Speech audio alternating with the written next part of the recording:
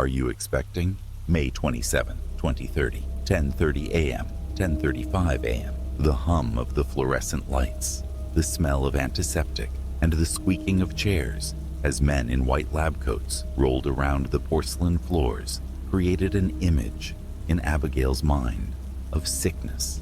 This was unexpected when she and her husband, Tom, came in for her appointment today. People in suits had rushed her down the elevator and told her to change into this hospital gown in such a hurry that she thought something was wrong. Now, as she listens to the heartbeat monitor they attached to her, she thinks she can hear the beeps increasing. How much longer? She asks the man closest to her. He looks up from his clipboard and lets out the kind of smile a politician gives when they're bullshitting. Not much longer. Blood results should be back shortly, says the man. Can I see Tom at least? He's right there, he says, pointing to the one-way mirror. Abigail waves a small wave, hoping Tom is there and not with those men in suits. Can I stand up for a little at least? My legs are getting numb, doctor. Abigail asks. I'm not a doctor, ma'am, but sure, go ahead. There were a lot of not doctors making decisions for her lately. She sat up, the weight in her stomach ballooning more and more each day. Hell, hour by hour now, making it impossible to lie down on her back with any semblance of comfort. Sitting up from a laying position has become a Herculean task, and the heart rate monitor shows it, jumping from 70 BPM to 95 BPM. She stands up on her sore feet, heavy and swollen as a brick.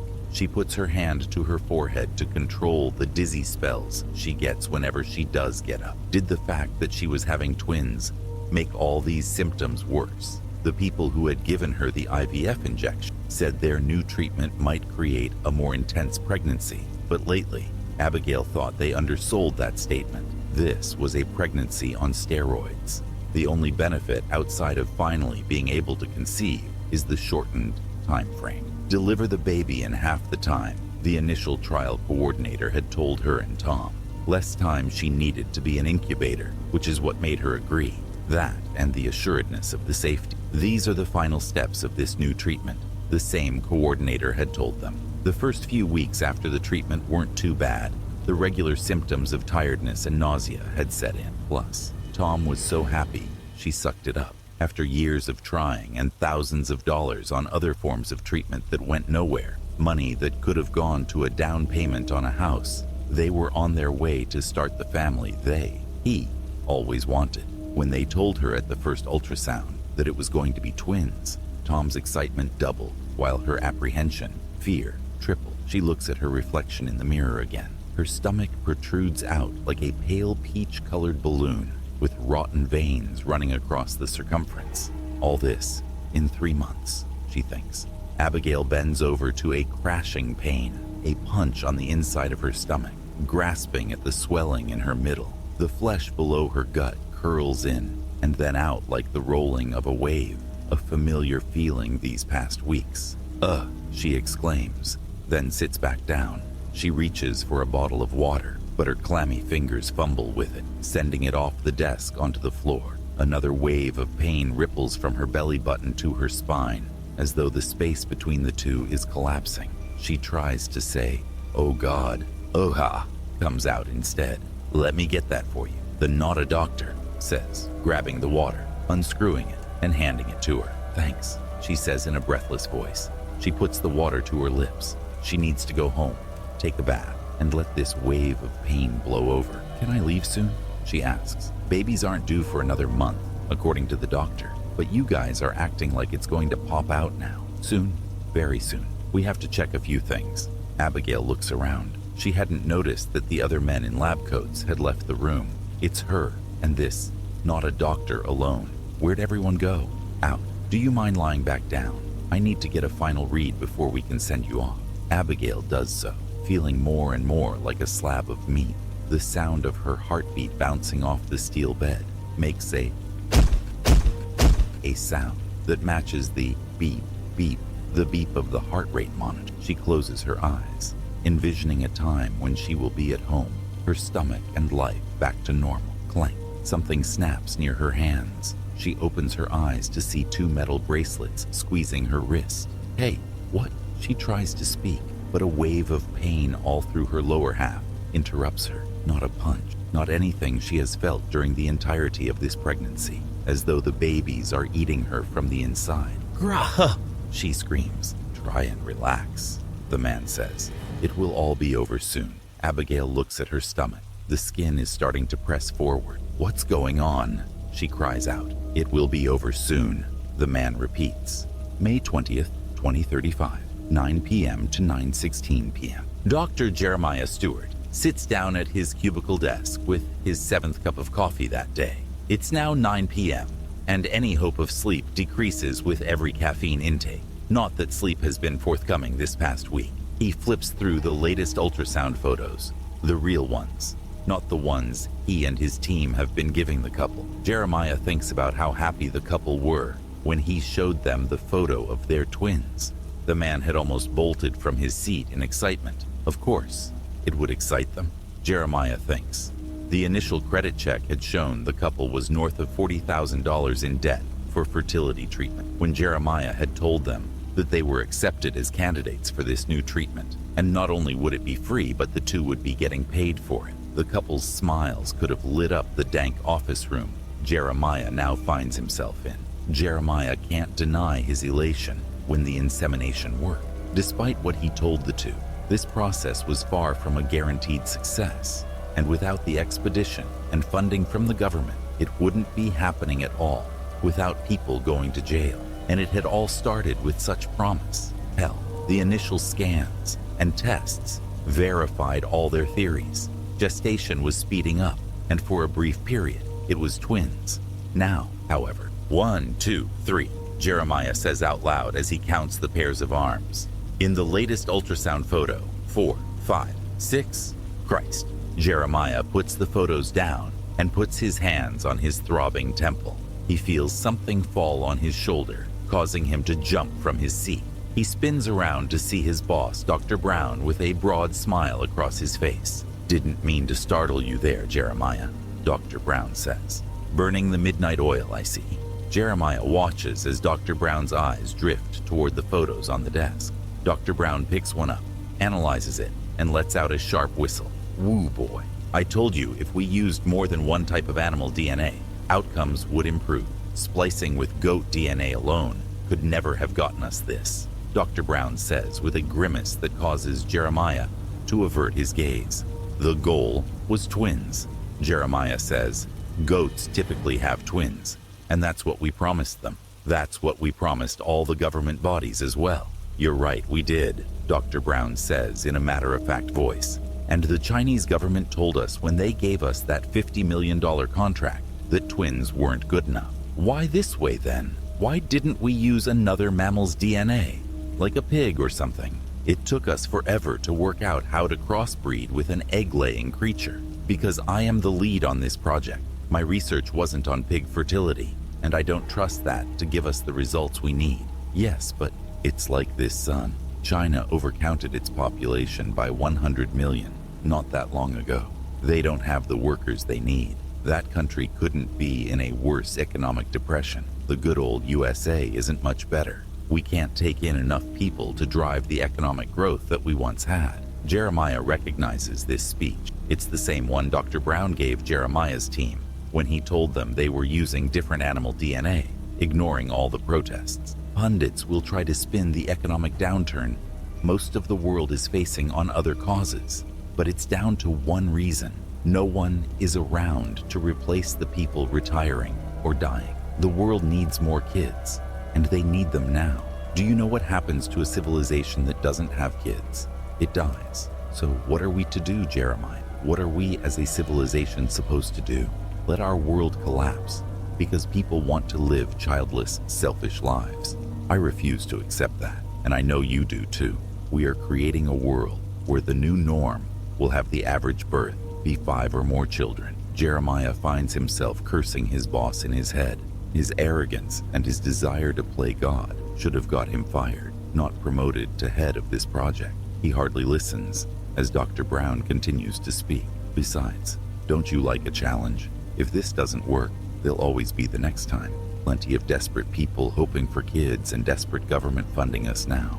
But sir, Jeremiah says, these images, it's not just the amount, it's the form. It's too big for this woman. It's stretching to other parts. Dr. Brown's smile doesn't leave when he interrupts. The most a person has naturally given birth to is 12 babies. 12. All we're asking for is 6 to 7. She'll be fine. She'll have to be. Jeremiah continues. Part of the child, the thing that's growing inside her, it looks like parts are leaking out. If we want any chance of the woman surviving, we'll have to cut it out.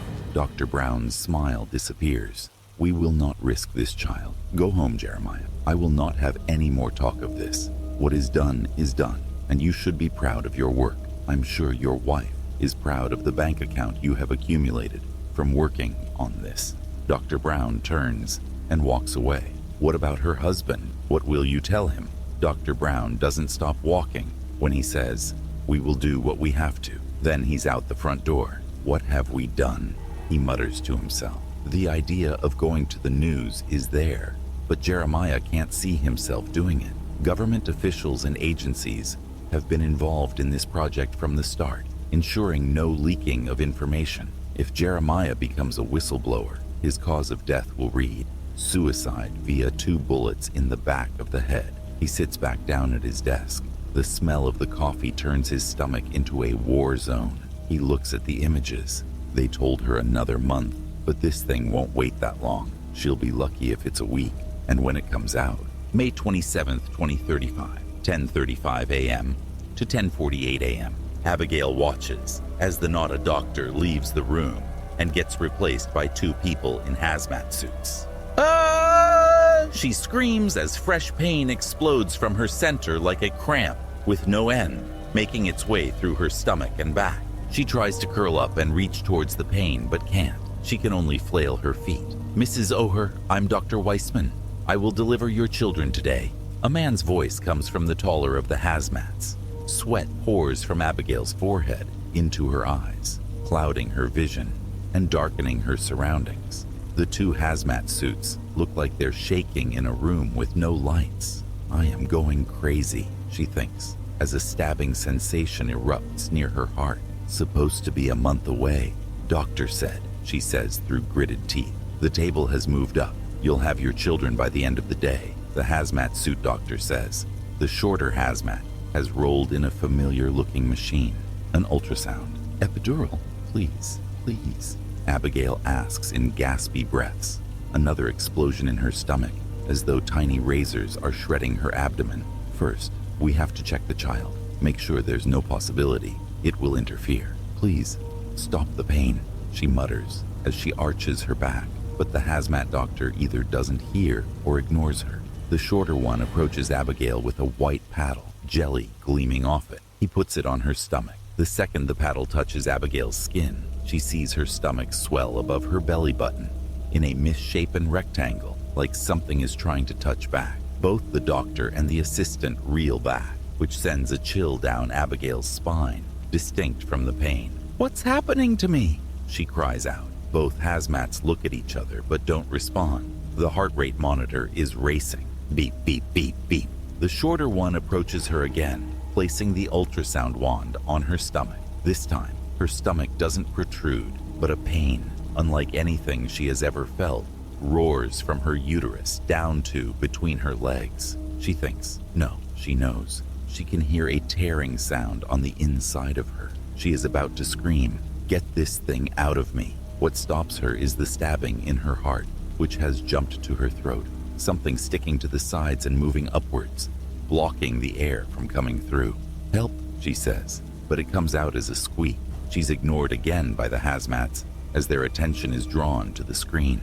Abigail turns her head to the left to see what is taking their attention. Despite the burning and tearing in her stomach, despite the thing creeping its way through her neck, causing her breath to wheeze, it is the image on the ultrasound that makes her realize how much of a fool she was to have trusted this process. All the other ultrasounds showed 2 babies, one's head above the other. Abigail and Tom were going to name the boy Michael and the girl Robin. What was on the screen now deserved no name, a whirling ball of gray. Abigail, through her clouded vision, can see long arms protruding out. She can make out 7 blurry circles with a swirl of thin black and white lines moving around and up.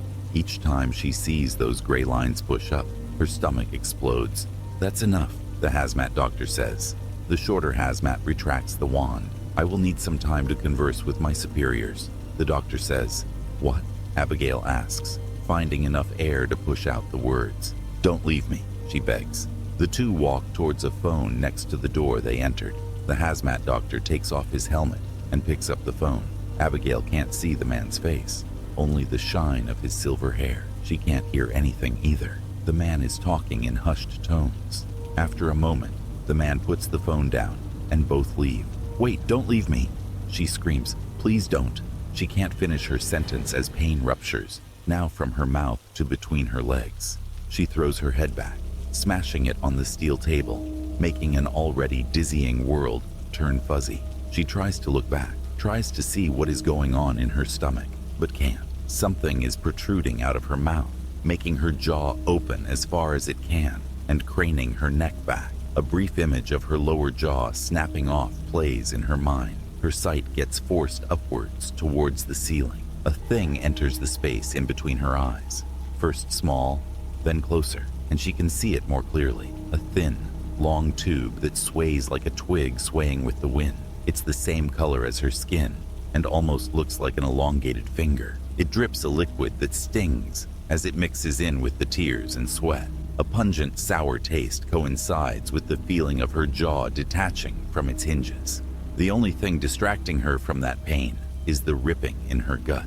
At first, she thinks the doctor has returned, changed his mind, and is now performing an anesthetic-free C-section. But no, this ripping in her stomach isn't that of a skilled hand. It is the chaotic biting away, the tearing of her flesh. Wetness pools at her waist as something cuts through her abdomen and juts out of her. The liquid pours onto the floor, echoing in the empty room.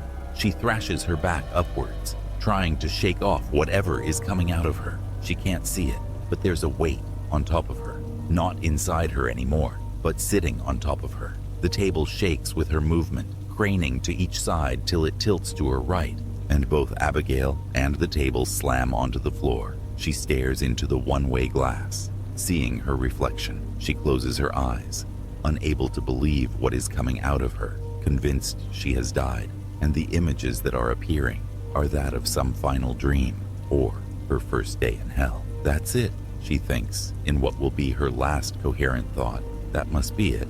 I'm in hell. Why is it so cold then? She keeps her eyes closed and lets the cold wash over. May 27, 2035, 10:45 a.m. to 10:52 a.m. "Let me go!"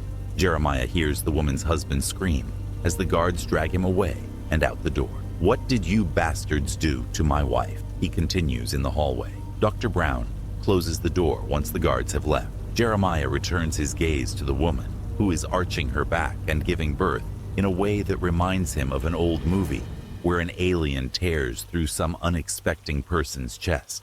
The bottom of the woman's stomach has ripped open in jagged cuts that drench her torn gown and surroundings in pools of blood. Two beige tentacles pour out from the, if she's a lucky, fatal wound. The thing that had, up until now, only been a black and white photo pokes through the tear below her stomach like a jack-in-the-box. It's not one head poking out, however. There are 7 heads crammed against each other on a single body. The body has the shape of a warped light bulb. Slime gleams in patches of its peach-colored skin that aren't covered in blood. It's flaked with hair, a sign of the goat DNA at work. Jeremiah was hoping the goat DNA would provide a counterbalance, but that's not what's coming out. It is pushing and biting through, widening the hole in the woman, but its body is too big or unwieldy to get through fully. It's stuck in the crevices of the woman's wound. The woman's screams get cut off by the tentacle protruding from her mouth. The thing's lipless mouths crow open. With the microphones attached to the room, everyone can hear the child, children, let out a screech mixed with a cry that sounds like metal scraping. Grah. Jeremiah doesn't think about the fact that the tentacle out of her mouth means the baby has ruptured through her uterus and moved into her esophagus. Instead, he thinks, please, God, let her not see this. She can hear and feel it, but please, God, let her not see this. Then the woman clatters to the floor, wrists attached to the table. Jeremiah looks around. Many of the scientists brought in to observe and collect the data are staring at their monitors, avoiding looking. Everyone, except for Dr. Brown. He stands there, watching like a professor watches their students take an exam. And is that the creep of a smile on his face? Son of a bitch, he thinks. You son of a bitch. I can't do this. One of the doctors at the desk says, stands up, and makes his way to the door. He's stopped by the re-entrance of a security guard who is at least twice his size and holsters a gun that was not there last week. Calm down, Dr. Grossman, Dr. Brown says, putting his hand on the troubled doctor's shoulder and leading him back to his chair. Sacrifice builds science. Do I have to remind you of Marie Curie and her work? She saved countless lives, yet she died from her research. What we are doing is of 1,000-fold more importance. Dr. Brown straightens his back, squares his shoulders, and projects his most sincere and authoritative voice. We are saving our civilization. With that, he turns back to the creep show unfolding. The table scraping across the floor draws Jeremiah's attention back. The world gets a little blurry when he sees what is happening. The child is moving closer to the mirror, pulling the mother along with it, as though wanting to see its reflection. The tentacles coming from the stomach look as though they are stuck between the woman's body and its mass, sticking out of the wound like little fingers. It's the tentacles at opposite ends of the woman that are doing the movement. The tentacle from her mouth comes out as though she were vomiting it up, yet it refuses to leave. It thrashes out at least a foot and pulls her top half, the woman's head banging on the floor as it moves. Jeremiah can see dark blood around her jaw.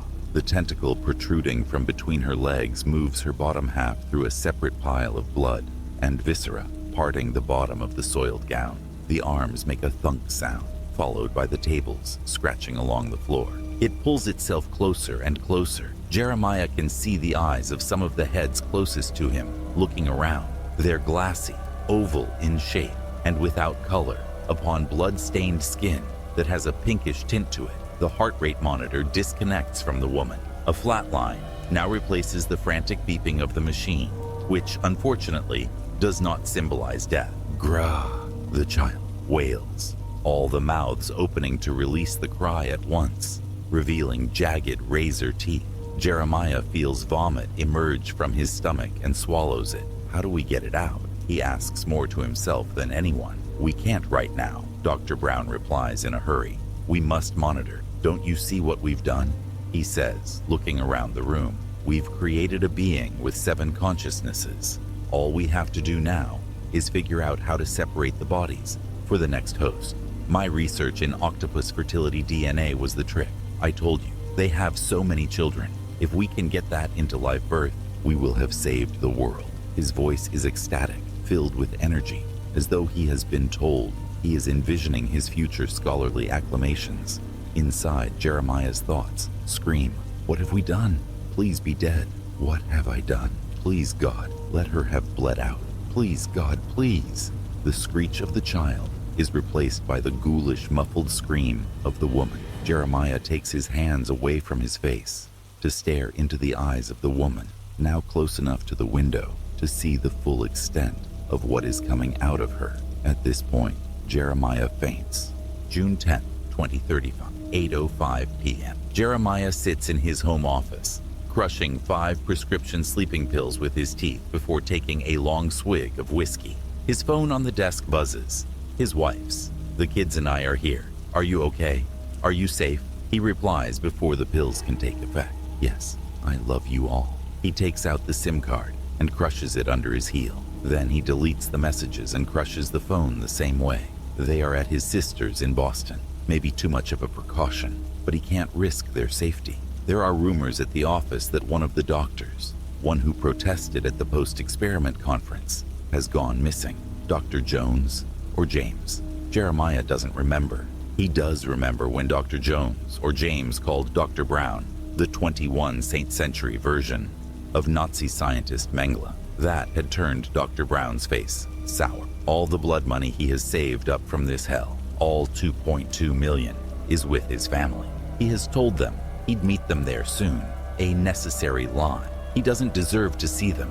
He swallows another 4 pills and takes another drink. His head is floating. He thinks about that money and his plans to retire at age 40, win a Nobel Prize for his contributions to biology and medical science, and let the textbooks write about his heroic solving of what has come to be known as the Great Fertility Depression. How worthless that fantasy has become. Then why didn't you try and stop them? A voice he cannot answer asks. He swallows another 2 pills. His handle of whiskey is 3/4 done. He looks at his computer, and the screen sways left and right as messages start appearing.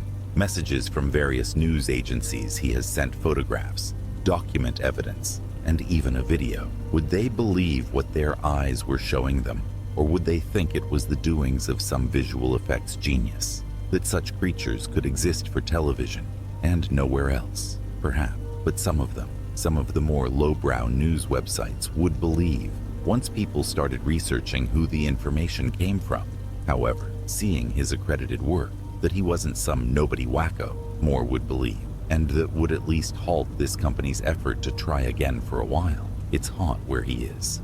He stands up to open the window, but finds his legs turned to rubber. He slips and falls, having neither the will nor the ability to get to his feet.